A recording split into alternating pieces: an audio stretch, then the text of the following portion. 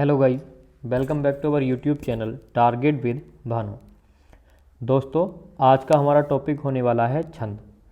आपने थंबनेल भी देख लिया होगा और नोटिफिकेशन में भी देख लिया होगा। ये तो आप लोगों को पता है कि आज हमारी क्लास छंद की होने वाली है।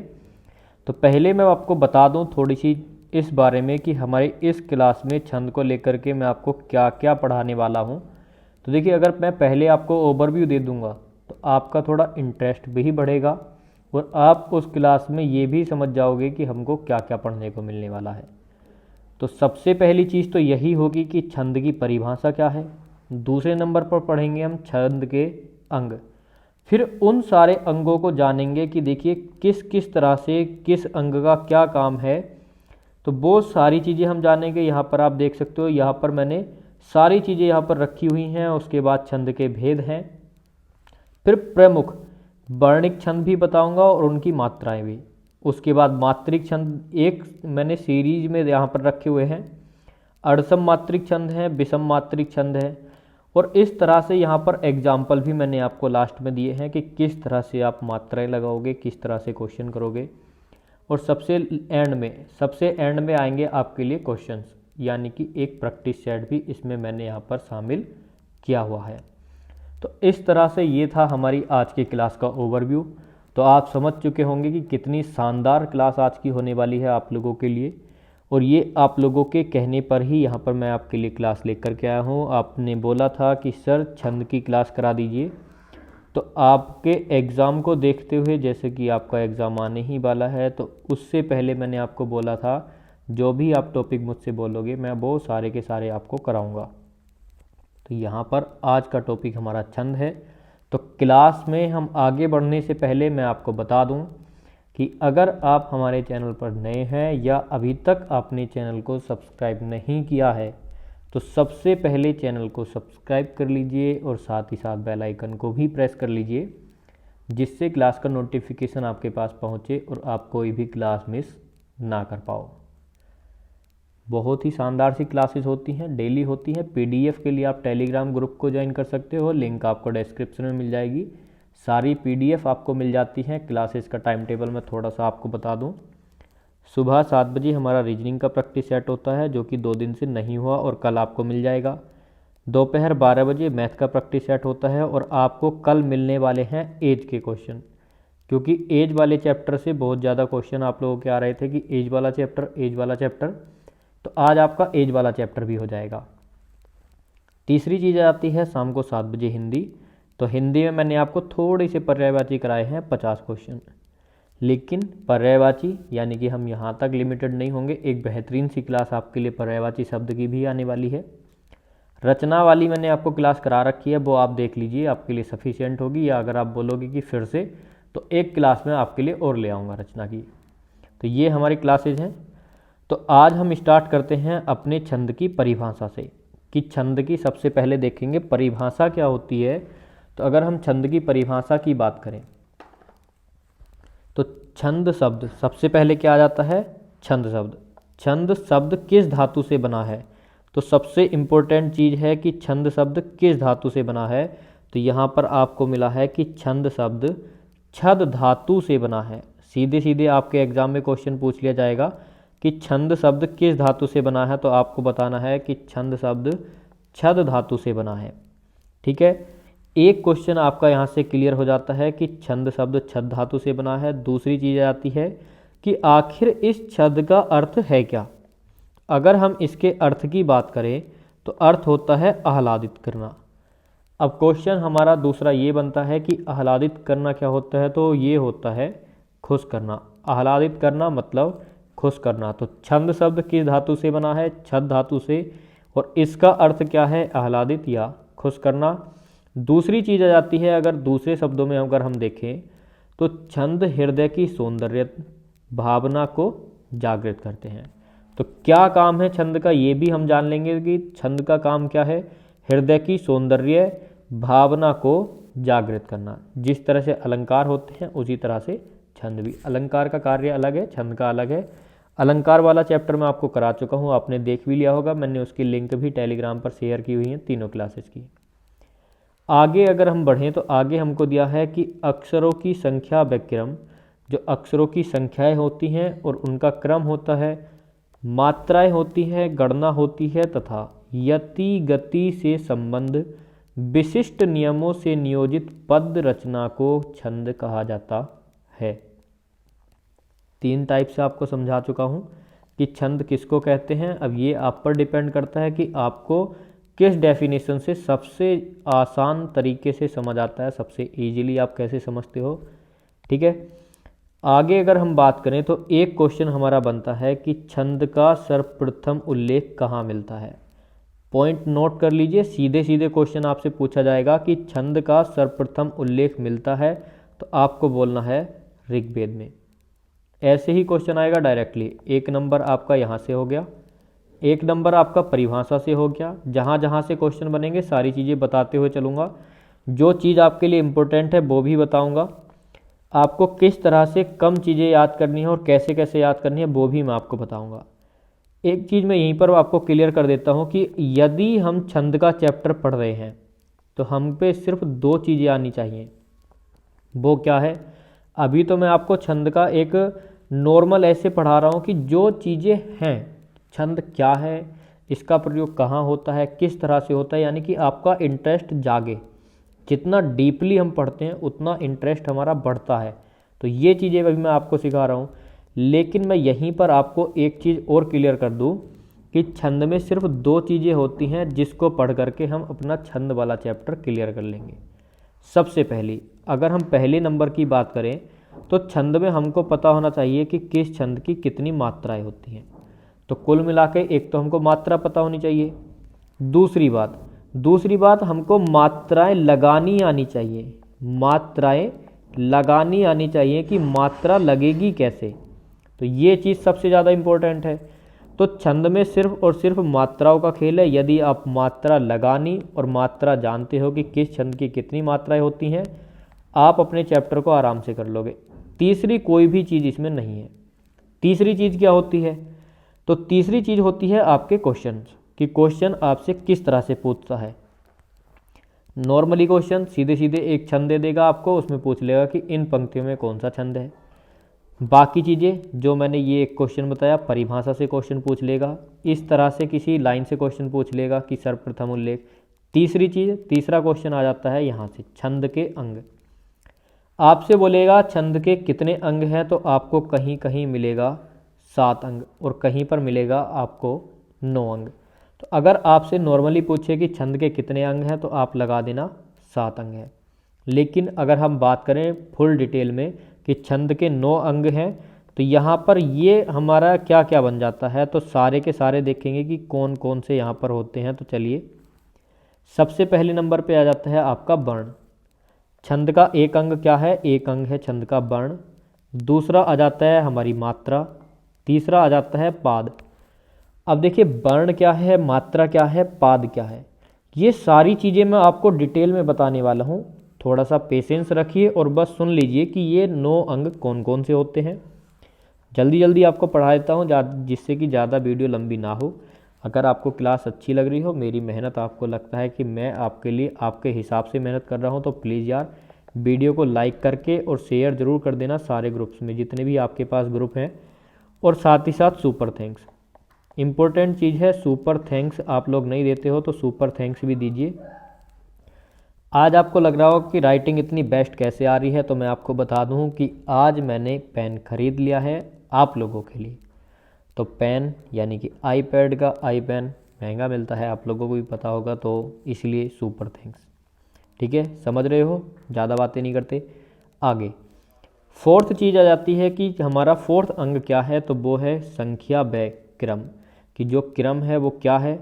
पांचों आ जाता है मात्रा। मात्रा यानी कि लघु व गुरु। तो मैंने आपको बताया था कि कहीं कहीं आपको 7 मिलेंगे, तो मात्राओं को इन्होंने इसी के अंदर रख दिया है। जैसे यहाँ पांचों ऑप्शन बना के दिया हुआ है, तो ये आ जाता है आपका मात्रा के अंदर। इसी तरह से यहाँ से कम कर दिए जाएंगे। एक तो ये कम हो गया, एक कम हो जाता है हमारा पाद वाला, और एक यह इसको किस में मिलाते हैं, तो इसको मिला देते हैं हम संख्या या क्रम में मिला देते हैं, बोलते हैं संख्या, क्रम या पाद। तो ये वैसे अलग अलग चीज़ें हैं, लेकिन फिर भी इसी के अंदर यहाँ पर बना देते हैं। या कोई कोई क्या करता है कि पाद को यति के अंदर रख देता है कि विराम, तो इस तरह से यहाँ पर अलग अलग कर दिया जाता है। तो कन्फ्यूज़न आपका कोई नहीं रहना चाहिए, साथ ही साथ क्लियर करते हुए चलेंगे सारे डाउट्स, ठीक है। आगे आ जाता है हमारा गति और लास्ट में आता है तुक। अब क्वेश्चन हमारा ये बनता है कि वर्ण क्या होते हैं, वर्ण आपको पता है, मात्रा आपको पता है। क्वेश्चन सीधे सीधे आपसे पूछ लेगा कि छंद का निम्न में से कौन सा अंग नहीं है।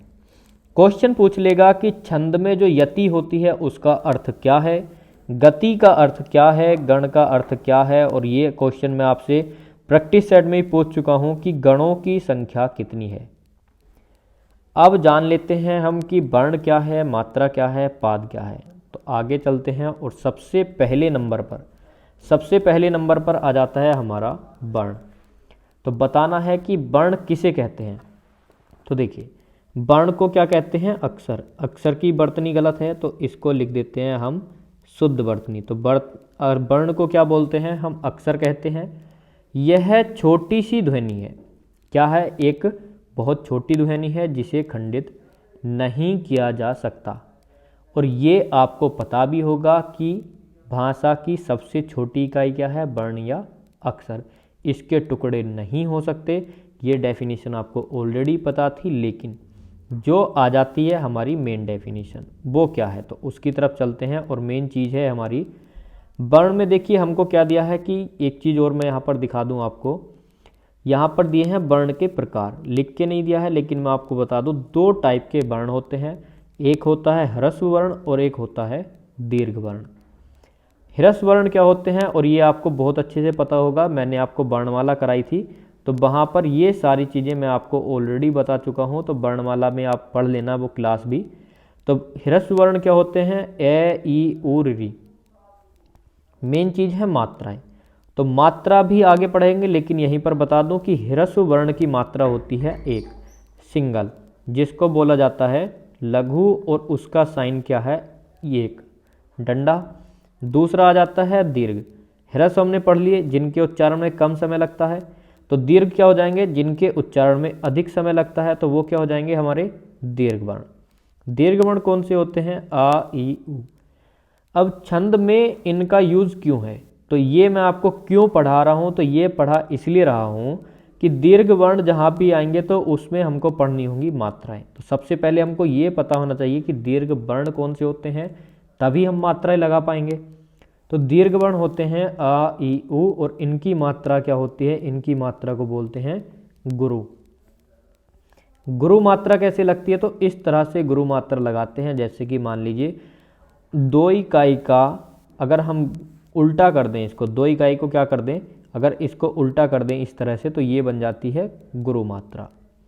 अब मात्रा ही पढ़ लेते हैं, दीर्घ वर्ण पढ़ लिए, ह्रस्व वर्ण पढ़ लिए, मात्राएं देख लेते हैं। तो मात्रा में भी यही चीज़ रहेगी जो मैंने अभी आपको बताया कि स्वर 2 प्रकार के होते हैं, जैसा कि हम पढ़ चुके हैं, ह्रस्व और दीर्घ।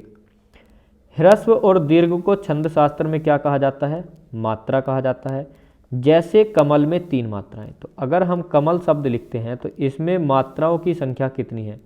क्वेश्चन कैसे आएगा आपसे, तो क्वेश्चन पूछेगा, कोई भी शब्द देगा, जैसे कि कमल ही हमने ले लिया, और पूछेगा कि इस शब्द में कितनी मात्राएं हैं। तो मात्रा लगाएंगे, 1 मात्रा, 2 मात्रा और 3 मात्रा। तो इस शब्द में कितनी मात्राएं हो गई, 3।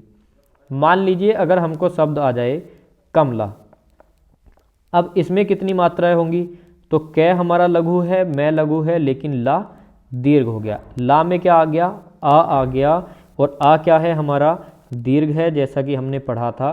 तो ये हमारा क्या हो जाएगा, 4 मात्राओं वाला शब्द। तो इस तरह से हमको मात्राएं लगानी है।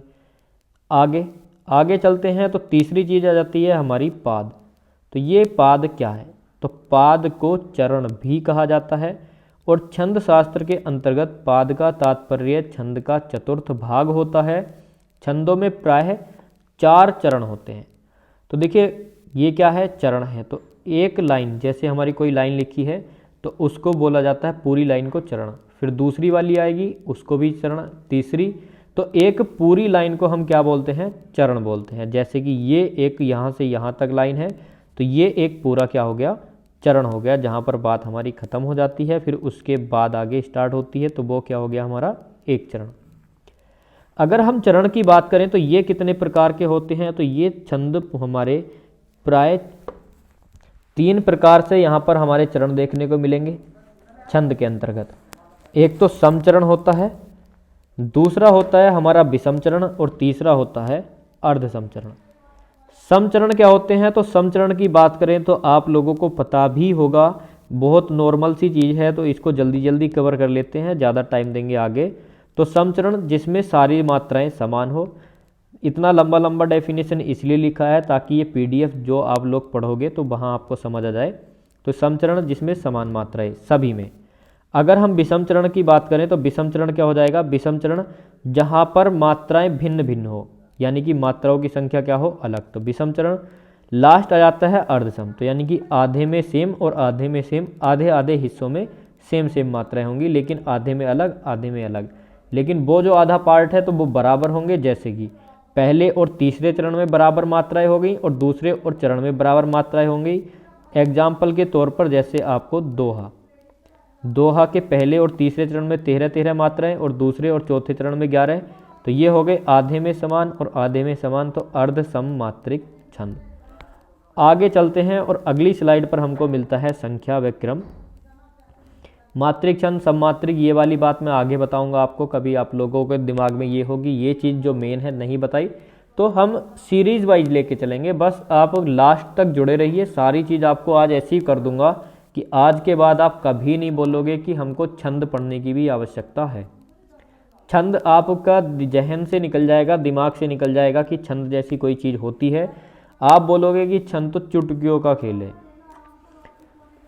थोड़ा सा और जान लेते हैं कि संख्या व क्रम क्या होता है। तो देखिए, मात्रा और वर्णों की गणना को संख्या तथा लघु गुरु के स्थान निर्धारण को क्या कहा जाता है, क्रम। और ये बहुत इंपॉर्टेंट लाइन है, इसको हल्के में मत लेना।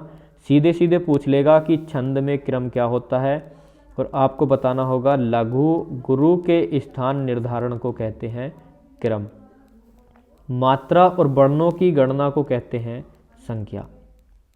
अगर हम लघु और गुरु की बात करें तो ये क्या होती हैं, ह्रस्व को लघु और दीर्घ को गुरु कहते हैं। दोनों वर्ण के भेद हैं, ऑलरेडी पढ़ चुके हैं। गण की यदि हम बात करें तो बहुत इंपॉर्टेंट आ जाती है चीज़ गण। इसको पॉइंट कर लीजिए, मार्क कर लीजिए, नोट कर लेना है कि गण बहुत ही ज़्यादा इंपॉर्टेंट चीज़ है। और क्या दिया है गण के अंतर्गत, वर्णिक वृत्तों में लघु व गुरु के क्रम को बनाए रखने के लिए, जो वर्णिक हैं तो उनमें लघु क्या है गुरु क्या है और उनका क्रम बनाने के लिए गण का प्रयोग किया जाता है। और 3 वर्णों के समूह को, यहाँ से देखिए क्वेश्चन पूछा जाता है कि कितने वर्णों के समूह को गण कहा जाता है, तो आप लोग बोलोगे 3 वर्णों के समूह को कहा जाता है गण। नेक्स्ट क्वेश्चन बनता है कि गणों की संख्या कितनी होती है, तो अगला आ जाता है गणों की संख्या हो जाती है 8। अगला क्वेश्चन आ जाता है कि इनमें से कौन सा एक गण नहीं है, तो ये भी आपको पहचान होनी चाहिए। और इसकी देखिए, आपने हाई स्कूल में पढ़ा होगा, ये माता राज भानस, तो ये माता राजभानस, यहाँ पर ले और गा एक्स्ट्रा लगा देते हैं जिससे कि बोलने में उच्चारण में आसानी होती है। ये माता राजभानसलगा, तो ये से क्या हो जाएगा, ये से हो जाएगा यगण, म से हो जाएगा मगण, ता से हो जाएगा तगण, रा से हो जाएगा रगण, जा से जगण, भा से भगण, ना से नगण और सा से सगण। ये मैंने आपको बताया था, ये एक्स्ट्रा है प्रोनाउंसिएशन के लिए।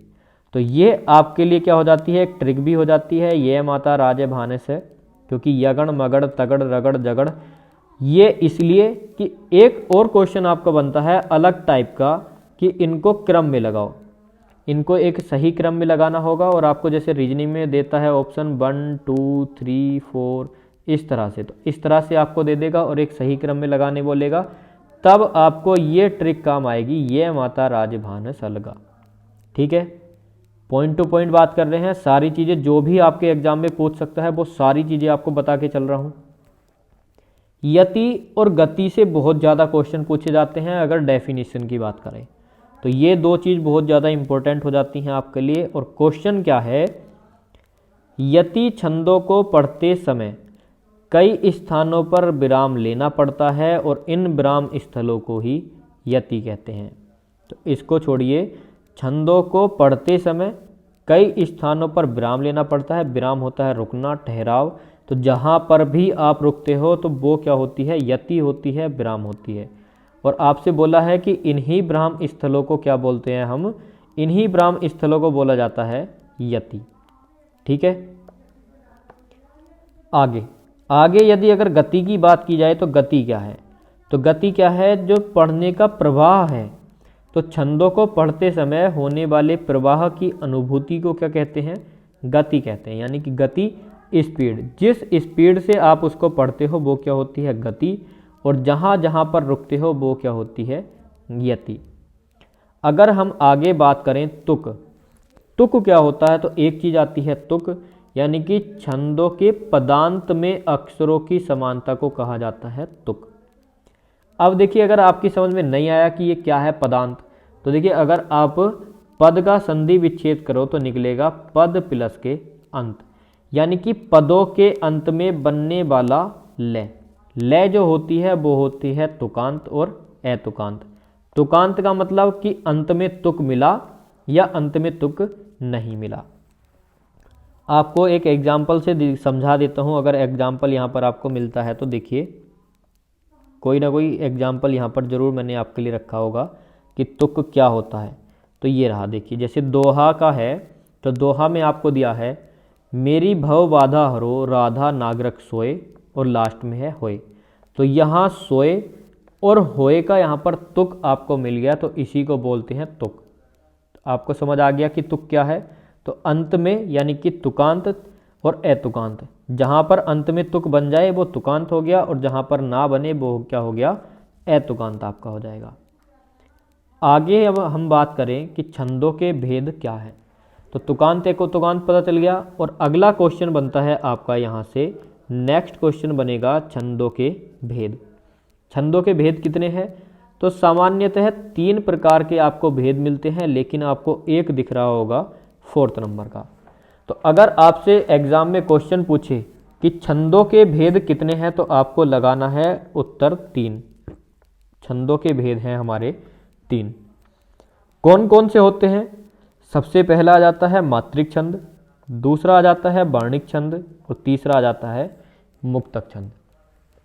और होता ऐसा है कि कहीं कहीं आपको देखने को मिल जाता है प्यारे दोस्तों उभय छंद।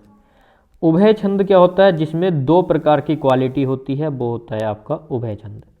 जैसे एग्जाम्पल से बताऊं कि अगर आपको देखा जाए, आप लोग देखते हो कि जो जीव जल और थल यानी कि पानी और पृथ्वी दोनों पर रहते हैं, तो उसको क्या बोलते हैं, उभयचर। यानी कि 2 क्वालिटीज है उसमें। तो इसी तरह से जिसमें मात्रिक और वर्णिक छंद दोनों की क्वालिटी हो, वहाँ पर उभय छंद होगा। और ना ही ये आज तक किसी भी एग्ज़ाम में पूछा गया है, ना ही आगे पूछा जाएगा। इसको तो आप भूल ही जाइए। तो जो चीज़ हमारे काम की है नहीं, तो उस पर हम टाइम वेस्ट नहीं करेंगे। आगे चलते हैं और मेन चीज़ आ जाती है हमारी वर्णिक छंद। तो यहाँ से बहुत ज़्यादा ध्यान आप लोगों को देना होगा। पूछिए क्यों, तो हर क्वेश्चन पर, हर आंसर पर क्यों लगाइए कि ऐसा है तो क्यों है, तो ऐसा हुआ तो क्यों हुआ।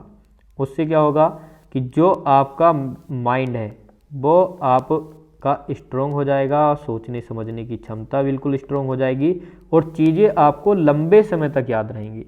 जितना ज़्यादा आप चीज़ों का पोस्टमार्टम करोगे, उतनी ही ज़्यादा समय तक आपको चीज़ें याद रहती हैं।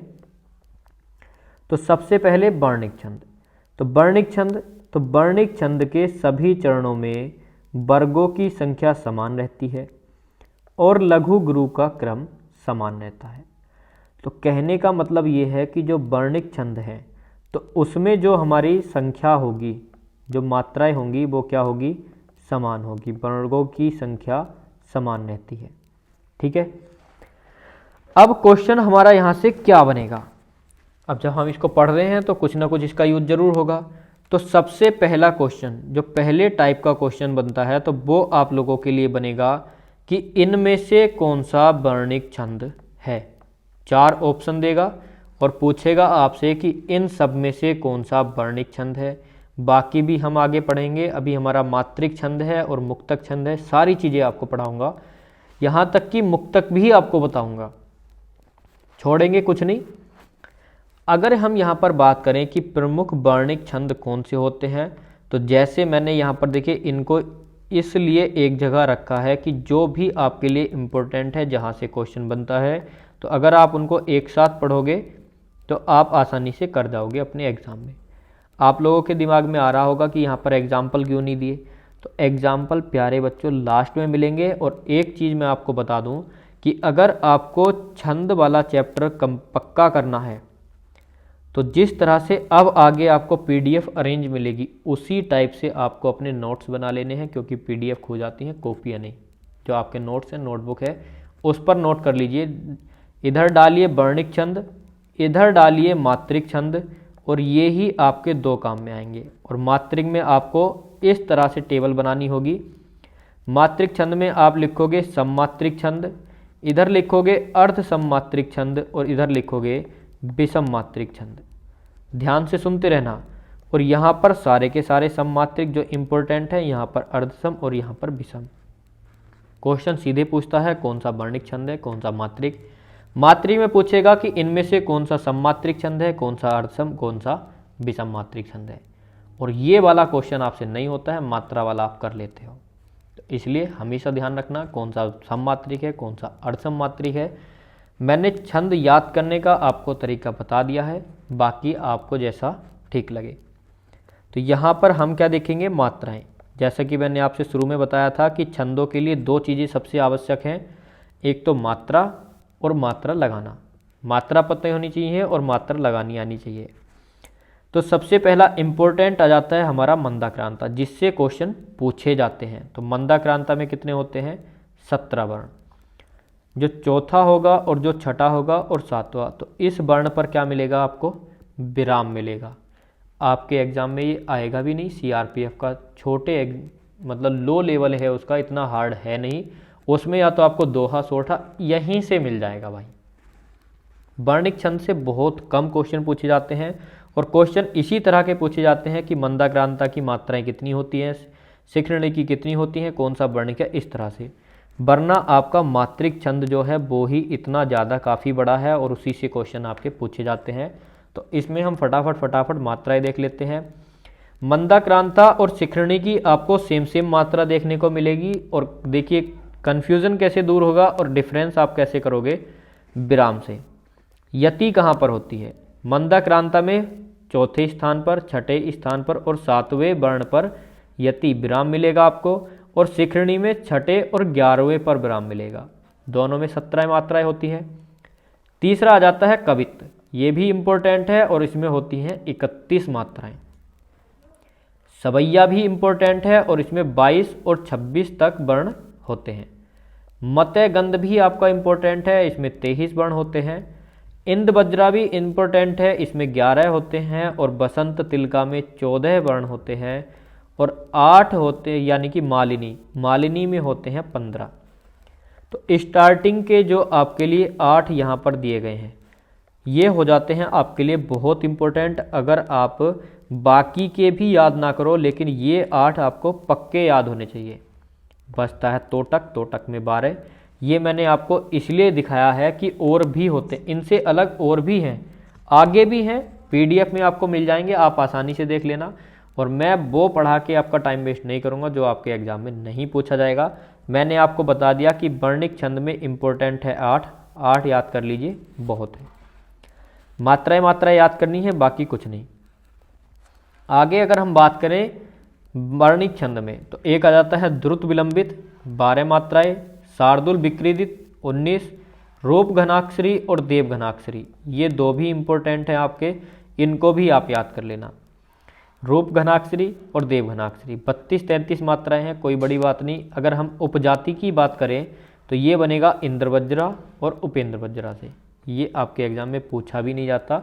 तो ये मैंने आपको दिखा दिए कि वर्णिक छंद कौन कौन से होते हैं, इसके अलावा भी होते हैं। तो मैं इतना ज़्यादा दिखा करके आपको कंफ्यूज बिल्कुल नहीं करना चाहता, क्योंकि आपके एग्ज़ाम के पॉइंट ऑफ व्यू से इम्पोर्टेंट नहीं है। आगे यदि हम बात करें मात्रिक छंद की, तो मात्रिक छंद क्या है, तो मात्रिक छंद आ जाता है हमारा, मात्रिक छंद के सभी चरणों में मात्राओं की संख्या तो समान रहती है। क्या बोला, मात्रिक छंद के सभी चरणों में मात्राओं की संख्या क्या रहती है, समान रहती है, लेकिन क्या है कि प्रमुख जो हमारे मात्रिक छंद हैं वो इस प्रकार है। मात्रिक छंद के 3 टाइप आपको ऑलरेडी बता चुका हूँ, कन्फ्यूज़न बिल्कुल नहीं होना चाहिए आप लोगों को। प्रमुख मात्रिक छंद क्या है, यहाँ पर देखिए चरणों में मात्राओं की संख्या, तो जो भी चरण होंगे उनमें मात्राओं की संख्या समान रहेगी। सम है तो सभी चरणों में, अर्ध सम है तो आधे आधे चरणों में, और विषम है तो यानी कि सबके अलग अलग चरणों में। ठीक है, अब आगे क्या दिया है कि प्रमुख मात्रिक छंद हमको यहाँ पर दिए हैं, तो सबसे पहले कौन सा आ जाता है, सबसे पहले आ जाता है चौपाई। चौपाई में क्या है, आपकी 15 मात्राएं हैं। ये इतना इम्पोर्टेंट नहीं है, लेकिन पहले नंबर पर इसलिए रखा है कि चौपाई और चौपाई में आप डिफरेंस रिलेट कर सको कि इन दोनों में अंतर आखिर है क्या। अब यहाँ पर देखिए चौपाई की मात्रा आपको याद कर लेनी है 16। चौपाई में से आ का डंडा हटा दिया तो यानी कि हमने दीर्घ से क्या बना दिया, उसको दीर्घ से यदि लघु बनाते हैं तो मात्रा एक कम हो जाएगी। तो 16 मात्राओं में से एक कम कर देंगे तो कितनी हो जाएंगी, 15। तो चौपाई में 16, तो चौपाई में कितनी हो जाएंगी प्यारे दोस्तों, 15 मात्राएं यहाँ पर हो जाएंगी। कोई दिक्कत नहीं है, आसानी से याद कर सकते हो। यहाँ पर आप लोग देख रहे होंगे, यहाँ पर मैंने गैप दिया है, तो गैप देखिए एक पहले देना चाहिए था यहाँ पर, जितने आपके इम्पोर्टेंट है इसमें 7 आपके लिए इम्पोर्टेंट हैं और 7 ही आपको याद करने होंगे, और 7 से ही आपका क्वेश्चन पूछा जाता है। याद कर लीजिए कि चौपाई के प्रत्येक चरण में 15 मात्रा होती है। चौपाई के पहला चौपाई था, दूसरा चौपाई है, इसमें 16 होती है। यदि राधिका की बात करें तो 22 मात्राएं होती हैं। गीतिका में 26 मात्राएं और हरि गीतिका में 28 मात्राएं। वीर या आला की बात करें तो 31 मात्राएं होती हैं और मधुमालती में 14 मात्राएं होती हैं। मात्राओं का पता चल गया। चौपाई इंपॉर्टेंट है। इनसे भी अगर हम देखें कि जो आपको पढ़ना होगा, हरि गीतिका इंपॉर्टेंट है और आपके लिए देखिए ये 2 बहुत ज़्यादा इंपॉर्टेंट है। ठीक है, आगे अगर हम बात करें तो यहाँ पर आपको देखने को मिलेगा अहीर, तोमर, मानव। तो ये आपको कोई सा भी याद नहीं करना, याद करना है एक और, क्या वो रह गया आपका रोला, रोला और दिक्पाल। यहाँ से आप याद कर लेना रोला, और रोला के साथ साथ आपको याद कर लेना है दिक्पाल। आपको आगे मिल जाएंगे, घबराने वाली कोई बात नहीं है। ये 2 और आपके लिए इम्पोर्टेंट है, और इन दोनों में भी इम्पोर्टेंट है आपके लिए रोला। ठीक, मात्रिक छंद हो गए। और मात्रिक छंद में भी अगर हम बात करें, अर्ध सम मात्रिक छंद कौन कौन से आएंगे, तो अर्ध सम मात्रिक छंद, अर्ध सम मात्रिक छंद में आपका दोहा आ जाएगा, दोही आ जाएगा, सोरठा आ जाएगा, बरबे और उल्लाला। दोही इतना ज़्यादा इम्पोर्टेंट नहीं है जितने कि ये 4 हैं। दोहे की पहचान आपको पता होगी कि विषम चरणों की मात्राएं होती हैं 13 और सम चरणों की मात्राएं होती हैं 11। बस इतना सा याद कर लीजिए। सोरठा दोहा का उल्टा होता है, यानी कि विषम चरण का अगर हम बात करें तो पहला तीसरा कभी आपको समझ ना आए, और सम चरण की बात करें तो दूसरा और चौथा। सोरठा दोहे का उल्टा है, तो पहले और तीसरे चरण में कितनी हो जाएंगी, 11 मात्राएं हो जाएंगी, और दूसरे और चौथे यानी कि सम चरण की बात करें तो 13 मात्राएं हो जाएंगी। बस इतना सा इन दोनों में अंतर है। बरबे की बात कर लेते हैं। बरबे में विषम चरण यानी कि पहले और तीसरे चरण में 12 मात्राएं होती हैं, बरबे 12। सेम प्रोनाउंसिएशन है, कोई दिक्कत नहीं है। सम अगर चरण की बात करें यानी कि दूसरे और चौथे चरण में 7 मात्राएं। बस इतनी सी आपको चीज़ याद रखनी है।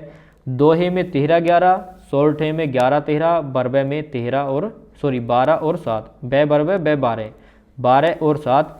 उल्लाला आ जाता है आपका। उल्लाला में क्या है, विषम मात्रिक छंद है और 15 और 13 मात्राएं होती हैं उल्लाला में, 15 और 13। आगे आपको कुंडलिया भी देखने को मिलेगा। और विषम मात्रिक छंद में क्या आ जाता है आपका, कुंडलिया और छप्पे। अब ये अलग मैंने आपके लिए क्यों रखा है, तो अलग ये इसलिए रखा है क्योंकि देखिए दोहा और रोला इन दोनों को मिला करके क्या बनता है, कुंडलियाँ, और छप्पे बनता है रोला प्लस उल्लाला को मिला करके। तो आपको समझ आया कि हमारा जो कुंडलिया है और छप्पे है कि वो किस प्रकार से बनता है, और इसीलिए मैंने आपके लिए यह अलग से रखा है कि इसका जो दोहा है और जो रोला है उन दोनों को अगर मिला दिया जाए तो कुंडलियाँ बनेगा। और यहाँ से आपका डायरेक्टली क्वेश्चन पूछा जाता है कि कुंडलिया किस किस के मेल से बनता है, तो आपको बताना है दोहा और रोला। सीधे सीधे क्वेश्चन पूछेगा कि रोला और उल्लाला के मेल से क्या बनता है, तो आपको बताना है छप्पे बनता है। ठीक है, उल्लाला की अगर हम बात करें, उल्लाला में कितनी कितनी मात्राएं होती हैं, तो देखिए उल्लाला में पहले और तीसरे चरण में 15-15 मात्राएं होती हैं, पहले और तीसरे में। दूसरे और चौथे चरण में 13-13 मात्राएं होती हैं। पीछे उल्लाला आया हमारा, ये रहा 15 और 13 मात्राएं बता दी, दोहा भी बता दिया। तो कुंडलियों की मात्रा आपको देखने की कोई ज़रूरत है ही नहीं, तो कुंडलिया की भी मात्रा आपको दोहा और रोला की मिला करके बना लोगे। ठीक है, एनी प्रॉब्लम? तो बिल्कुल नहीं, कोई दिक्कत नहीं होनी चाहिए। ठीक है, आगे चलते हैं। आगे आ जाता है एक हमारा एग्जाम्पल, और एग्जाम्पल यहाँ पर आप देख सकते हो, बंदव गुरु पद पदम परागा, सुरुचि सुबास सरस अनुरागा, अमीय मुरियम चूरन चारु, समन सकल भव रूज परिवारो। मात्राएं लगा लो, मात्राएं मैं आपको सब चीज़ कराने के बाद सिखाऊंगा एकदम लास्ट में। और नेक्स्ट स्टेप क्या है, यहाँ से मात्रा लगानी ही सीखेंगे। और सबसे लास्ट में क्या सीखेंगे हम, सबसे लास्ट में सीखेंगे प्यारे दोस्तों प्रैक्टिस सेट, कि हमने क्या प्रैक्टिस की। लास्ट और तीसरा क्या आ जाता है, मुक्तक छंद आ जाता है, या मुक्त छंद आप इसको बोल सकते हो। तो मुक्त छंद क्या होता है कि जिस विषम छंद में वर्णिक या मात्रिक प्रतिबंध न हो, ना ही वर्णों का प्रतिबंध हो, ना ही मात्राओं का, ना प्रत्येक चरण में वर्गों की संख्या और क्रम समान हो, और मात्राओं की कोई निश्चित व्यवस्था हो, और मात्राओं की ना ही कोई निश्चित व्यवस्था हो, तथा जिसमें नाद और ताल के आधार पर पंक्तियों में लय लाकर उन्हें गतिशील करने का आग्रह हो, वहाँ होता है प्यारे दोस्तों मुक्तक छंद। उदाहरण के तौर पर है निराला की कविता जूही की कली, बहुत ज़्यादा फेमस एग्जाम्पल है, और यही आपसे एग्जाम में पूछा जाता है, तो यही मैंने आपके लिए यहाँ पर रख दिया। आगे हम बात करेंगे अपनी मात्राओं की, कि मात्राएं कैसे लगेंगी। तो मात्राएं लगाना सीख लेते हैं। और एक बहुत ज़रूरी चीज़ कि यदि आपके लिए आ जाता है, मान लीजिए कि आपके लिए अक्षर है, क्या हुआ इस पेन को, अगर आपको अक्षर दिया है अप्सरा, क्या दिया है अप्सरा, मैं लिख करके दिखा देता हूं यहां पर, अप्सरा। अगर ये शब्द आपको लिख के दिया है तो आप मात्रा कैसे लगाओगे। तो समझाने वाली चीज़ ये है कि जो ये आधा वर्ण आता है, जो हमारा आधा वर्ण आता है, कि जैसे यहाँ पर ए और आधा पे और से, तो इस पे की मात्रा लगेगी या नहीं लगेगी। तो मैं आपको बता दूं कि जो आधा शब्द होता है उसकी मात्रा लगती है अपने से पहले शब्द पर, और यहाँ पर 2 मात्राएं हो जाएंगी, और यहाँ पर 1 और यहाँ पर 2 मात्राएं। जब भी आपको आधा अक्षर मिले उसकी मात्रा लगानी है उससे पहले। और यदि आपको शब्द मिल जाए प्याज, अब इस पर मात्रा लगानी हो, तो ये 2 मात्रा होंगी और ये 1, तो आधे पै से पहले कोई शब्द नहीं है, तो आधे पै की मात्रा नहीं लगेगी। इस चीज़ का हमेशा आप लोगों को ध्यान रखना है। तो जो आपसे गड़बड़ होती है या कन्फ्यूज़न होता है, वो चीज़ थी ये वाली। लास्ट में क्या आ जाता है, मैंने आपसे बोला था कि मैं सबसे अंत में आपको सिखाऊंगा मात्राएं लगानी। सबसे पहले हमने जाना कि मात्राएं कितनी कितनी होती हैं, किस छंद की कितनी मात्राएं। अब सीखेंगे कि मात्राओं का ज्ञान, मात्राओं को लगाना। क्या सीखने वाले हैं, अब मात्राओं को लगाना सीखने वाले हैं। तो सबसे पहले दोहा की बात करें, तो दोहा की मैंने आपको बताया था कि आगे मैं आपको डेफिनेशन दे करके भी समझाऊंगा। दोहा का पता है हमको, सबसे पहले मात्राएं पता होनी चाहिए, 13, 11 कैसे कैसे, वो आप पढ़ सकते हो। यहाँ पर हमको दिया है मेरी भव बाधा हरो, राधा नागर सोए। तो मेरी यानी कि 2 मात्राएं, पेन चेंज करना पड़ेगा। मैंने आपको बताया था कि जहां पर ह्रस्व स्वर होएगा, ह्रस्व यानी कि ए, ई, उ, री, इन सब में से वहां पर लगेगा 1, और जहां पर इनसे अलग जो दीर्घ स्वर बचते हैं हमारे, वहां पर लगेगी 2 मात्राएं। तो ये वाला ए और ये वाला ए क्या आते हैं, दोनों दीर्घ में आते हैं, तो इसकी मात्रा लगेगी 2। रे ई, बड़ी ई आ गई, 2 मात्राएं, 1 मात्रा 1 मात्रा, यानी लघु लघु। गुरु गुरु लघु गुरु, गुरु गुरु गुरु लघु लघु, गुरु गुरु। कितनी मात्राएं हो गई, 2 2 4 5 6 2 8 2 10 11 2 13। कोमा लग गया, एक चरण पूरा हो गया, यानी कि यति ब्राह्म आ गया। तो यहाँ पर यानी कि प्रथम चरण में कितनी मात्राएं हो गई, 13 मात्राएं हो गई। दूसरा चरण यदि हम देखें तो दूसरा चरण क्या हो जाता है, 2 2 4 2 6 2 8 2 10 और 1 11। जैसे ही आपने 13 11 मात्राएं देखी, आप बता दोगे कि यह है हमारा दोहा। तो इस तरह से लगती हैं आपकी मात्राएं। अब आगे दिया है आपको चौपाई, और प्रत्येक चरण में 16 मात्राएं होंगी, और 4 चरण आपके होते हैं, और चरणों के अंत में गुरु के बाद लघु वर्ण नहीं आता।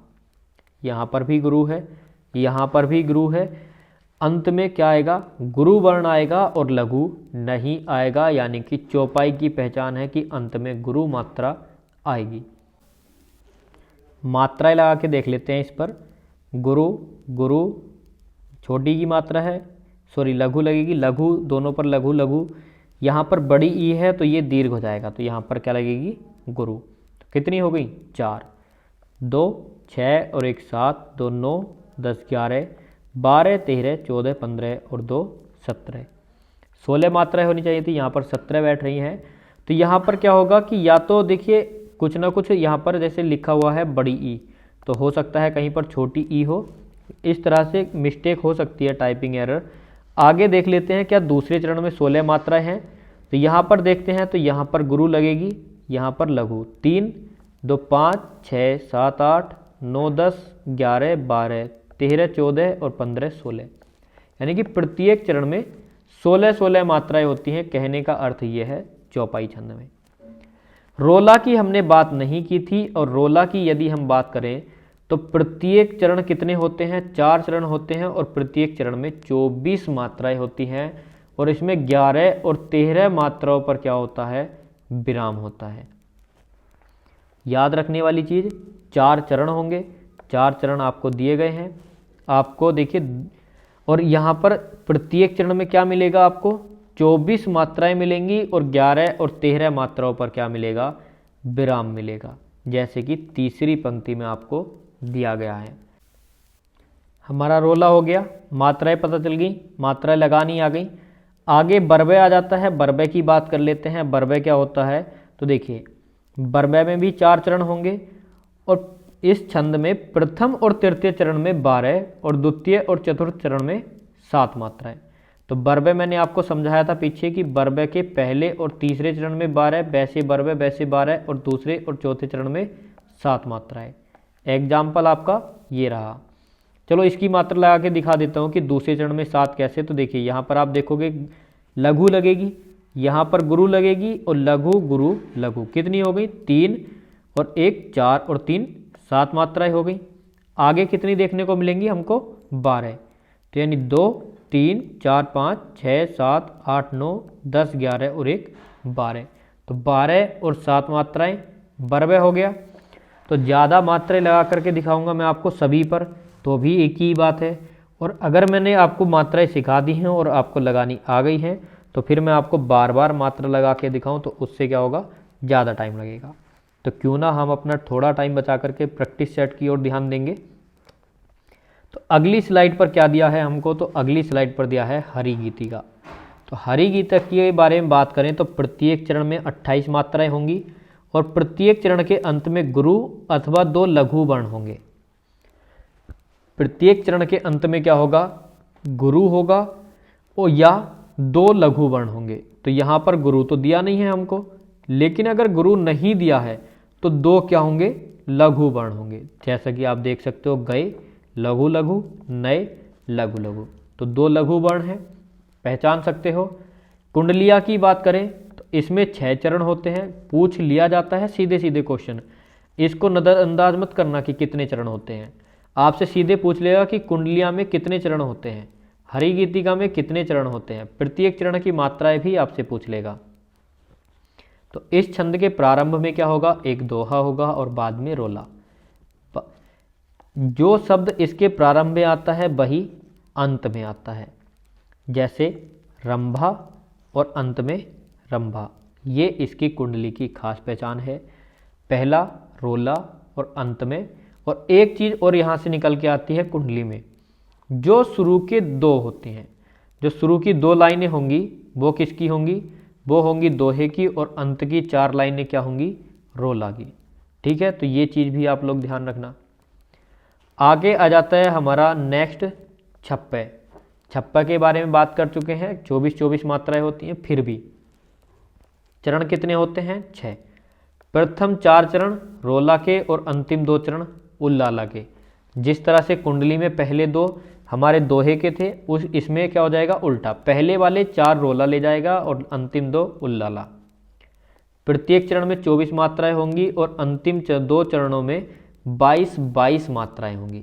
जो पहले 4 होंगे यानी कि रोला के उसमें तो 24 हो जाएंगी, और जो अंतिम उल्लाला के 2 होंगे उसमें 22 मात्राएं हो जाएंगी। आगे आ जाता है हमारा वर्णिक छंद। वर्णिक छंद में सबसे पहला है सवैया। सवैया की यदि हम बात करें तो इसमें चरण होंगे 4, और प्रत्येक चरण में 22 से लेकर 26 तक वर्ण होते हैं, और सवैया कई प्रकार के होते हैं, जैसे मालिनी सवैया, मालती सवैया, मल्लिका सवैया आदि। उदाहरण भी आपको मिल जाएगा। कवित्त की यदि हम बात करें तो कवित्त के 4 चरण वाले छंद में प्रत्येक चरण में 31 वर्ण, प्रत्येक चरण में 16 और 15 पर क्या होती है, यति होती है। जैसे कि यहाँ पर आपको उदाहरण में मैंने मात्राएं भी लिख दी हैं आगे, कि प्रत्येक चरण में, जैसे ये चरण हो गया पूरा, इसमें 16 और दूसरा चरण हो गया 15, तो 15 और 16 पर क्या हो गई, आपकी यति हो गई। ठीक है, आगे आ जाता है हमारा लास्ट और अंतिम मालिनी। वर्णिक छंद में कौन कौन से पढ़ाए मैंने आपको, वर्णिक छंद में यहाँ पर मैंने आपको पढ़ाए हैं सवैया, कवित्त और मालिनी। मालिनी की बात करें तो प्रत्येक चरण में 2 नगड़ होंगे, नगड़ यानी कि एक सिंगल मात्राएं वाले, 1 मगड़ होगा सिंगल वाली मात्रा, तथा 2 यगण होंगे। 2 नगड़ होंगे, 1 मगड़ होगा और 2 यगण होंगे, और इस क्रम में कुल 15 वर्ण होंगे, तथा 7वें और 8वें वर्ग में यति होगी। उदाहरण के लिए आपके पास एग्जाम्पल है, मात्राएं लगानी आपको सिखा दी हैं, तो मात्राएं आप लगा सकते हो। अब हम ले लेते हैं अपना एक छोटा सा ओवरव्यू कि हमने क्या क्या पढ़ा। तो सबसे पहले हमने पढ़ा, कलर चेंज कर लेता हूँ, छंद की परिभाषा। उसके बाद हमने देखा कि छंद का सर्वप्रथम उल्लेख कहाँ मिला। उसके बाद देखा कि छंद के अंग कितने थे, और सभी छंद के अंगों को हमने यहाँ पर अच्छे से समझा कि अंग क्या होते हैं और उनके बारे में। उसके बाद में हमने देखा छंदों के भेद, कि छंदों के भेद कितने हैं, और फिर हमने सारे के सारे पढ़े। फिर हमने पढ़ा कि वर्णिक छंद क्या होते हैं और प्रमुख वर्णिक छंद कौन कौन से हैं, मात्राएं कितनी होती हैं। उसके बाद हमने मात्रिक छंदों को जाना कि कौन से सममात्रिक छंद हैं, कौन से अर्धम मात्रिक छंद हैं, और कौन से विषम मात्रिक छंद हैं। सभी की हमने यहाँ पर देखिए सीरीज से एक जगह रख के हमने उनकी मात्राओं का ज्ञान किया। उसके बाद अर्धसम मात्रिक जो छंद है उनका देखा। उसके बाद हमने विषम मात्रिक छंद देखा, और मैंने आपको ये भी बताया कि कहाँ पर कौन सी चीज़ आपके लिए इम्पोर्टेंट है। तो इस तरह से हमने सारी चीज़ें यहाँ पर अपनी कवर कर ली। लास्ट में आ जाता है आप लोगों के लिए एक प्यारा सा प्रैक्टिस सेट, छोटा सा। आपसे क्वेश्चन सीधे से पूछ लेगा कि छंद का सर्वप्रथम उल्लेख कहाँ मिलता है।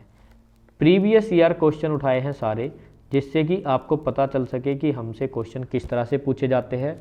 तो छंद का सर्वप्रथम उल्लेख कहाँ मिलता है, तो आपने पढ़ा है ऋग्वेद में, पीछे ही आपको आंसर मिल गया था। दूसरा क्वेश्चन आ जाता है, कोई भी छंद किस में विभक्त रहता है। तो चरणों में विभक्त रहता है यानी बटा हुआ, या यति में, दोनों में, या इनमें से कोई नहीं। तो मैंने आपको बताया था कि कोई भी छंद हो उसमें यति होती है और उसमें चरण भी होते हैं। यति क्या होती है, चरण क्या होती है, ये आप सब जान चुके हो। आगे आ जाता है हमारा तीसरा क्वेश्चन, चारों चरणों में समान मात्राओं वाले छंद को क्या कहेंगे। तो जिसमें सारी मात्राएं समान है तो वो क्या हो जाएगा, सममात्रिक छंद। यदि आपसे क्वेश्चन पूछे कि जिस छंद में वार्णिक या मात्रिक प्रतिबंध न हो, डेफिनेशन से क्वेश्चन उठाया है, ना ही वार्णिक प्रतिबंध ना ही मात्रिक, तो वह छंद निम्नलिखित में से क्या कहलाएगा। तो मुक्त छंद की डेफिनेशन मैंने आपको बताया था और ये आया हुआ क्वेश्चन है, यूपीएसआई में आया हुआ क्वेश्चन है। आगे दिया है कि दोहा और रोला को क्रम से मिलाने पर कौन सा छंद बनता है। तो जब आप दोहा और रोला को मिला दोगे तो आपका बनेगा कुंडलिया छंद, सीधे सीधे बता रखा है। अर्धसम मात्रिक जाति का छंद निम्न में से कौन सा है जिसमें आधी समान मात्राएं होती हैं। तो आप बोलोगे दोहा, 13 और 11 मात्राएं, आधे में समान आधे में समान। अगला हमारा क्वेश्चन बन जाता है क्वेश्चन नंबर 7 कि छंद कितने प्रकार के होते हैं। ये आपके लिए एक छोटा सा और प्यारा सा होमवर्क। लास्ट क्वेश्चन है कि वीर या आल्हा किस जाति के छंद हैं। तो आपको बताना होगा कि वीर या आल्हा किस जाति के छंद हैं, वर्णिक, मात्रिक या मुक्तक छंद।